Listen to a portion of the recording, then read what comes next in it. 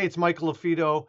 Are you looking for a way to differentiate yourself to buyers? You know, many of our videos, we talk about list to live and differentiate with a unique value proposition with amazing photos and content, as well as, you know, power packs and different ways to show up differently on listing appointments.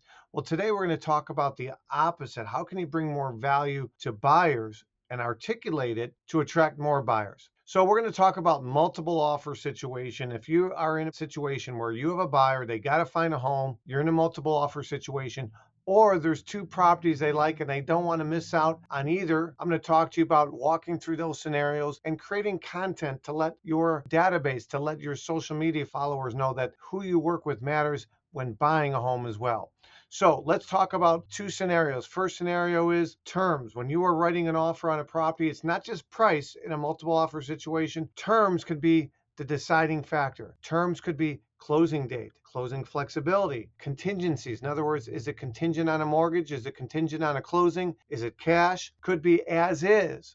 Could be a lot of different things, but those are the primary contingencies. Waiving an appraisal contingency, or at least lowering the appraisal contingency, or we call that an appraisal gap contingency. These are things that can make your offer stand out and rise to the top. The other scenario I want to cover in today's video is if you have a buyer and they don't want to be homeless, they got to find something. This is something that I learned from my Springboard Real Estate Academy literally 15 years ago when I invested a lot of money to learn from investors. I've been around different investors from Ron LeGrand to Jim Flack to Grant Cardone, and thinking like an investor or being around investors has helped me when I represent both buyers and sellers. It helps with sellers because I can help them get the home prepped, but it helps with buyers so I can help them see past things, but it also helps my offer stand out. So in this example, I had a client, they liked two properties. They were going to be happy with either one. They really wanted this one. So what I suggested is let's put offers in on both. Let's negotiate on both. They don't need to know that we're negotiating on both. And when push comes to shove, we wanted to buy some time for the one she really wanted. And she pre-signed the secondary one. Now, I didn't turn that secondary one in because I didn't want her legally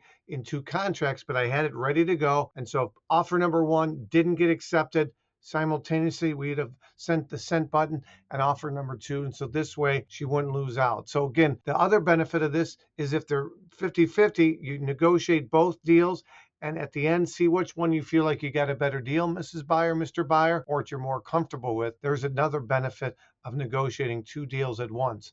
Now, real estate investors, they would tie up a property. In other words, they would put offer number two in, and then they would try to wholesale it and sell it off to another investor. We didn't want to do that. I don't want to play with sellers' emotions, listing agents' emotions, but they were serious about buying it. We got close to the finish line, and for my client, number one, accepted our deal. It was the last moment. We were in multiple offer situation. We had to put a couple $5,000 more in at the last minute, but they got ours.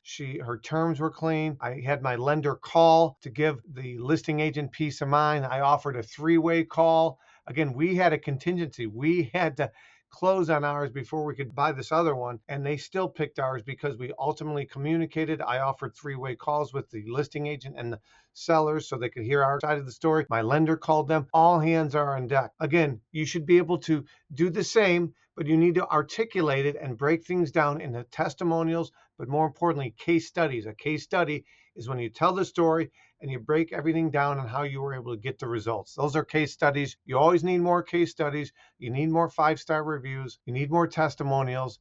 My name is Michael LaFido. I just got back from Miami. We taught our designation course at the largest association in the U.S., Miami Association of Realtors, over 60,000 members. You'll see some pictures and some videos come across. It was absolutely great. We got amazing feedback. And our next one is May 6th at the second largest association, Houston. Keep it in mind. If you want to get certified in luxury, if you want to differentiate yourself, Michael LaFido, make it a great day and have a great weekend and have a great Easter for those, my Christian friends that celebrate Easter. Happy Good Friday and have a great Easter. Take care.